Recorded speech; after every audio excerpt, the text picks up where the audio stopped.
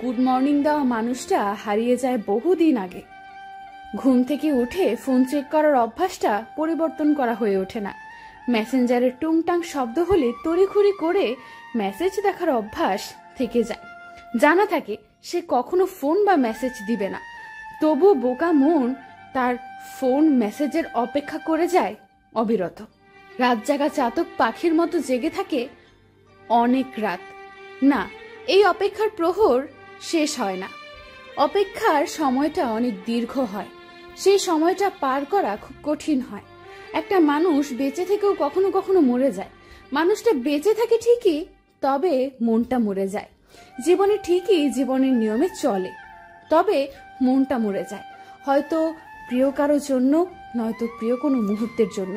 একটু খেয়াল করলে দেখবে তোমাকে ভালোবাসার মানুষের মোটেও অভাব নাই, কিন্তু তোমাকে বুঝতে পারে এমন একটা মানুষের বড়ই অভাব। একরাশ অভিমান নিয়ে তুমি যখন চুপ হয়ে যাও, তখনও তোমার প্রিয় মানুষটা তোমার চুপ করে থাকার অর্থটা বোঝে না।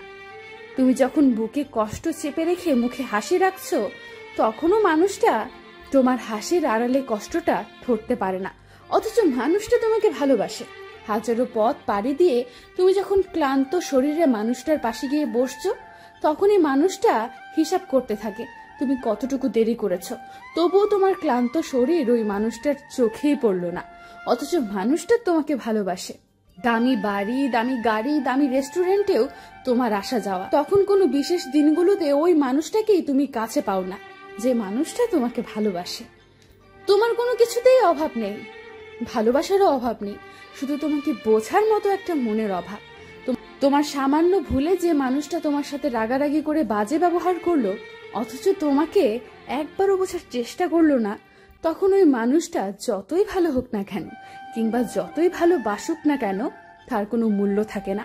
তোমাকে বুঝতে পারে এমন কেউ যদি তোমার জীবনে থাকে, তাহলে ওই মানুষটা দেখতে যেমনই হোক তাকে আগলে রেখো। কারণ এই জগতে বুঝতে পারে এমন মানুষ পাওয়া বড় ভাগ্যের ব্যাপার। মানুষটাকে ভুল করে হলেও হারিয়ে যেতে দিও না।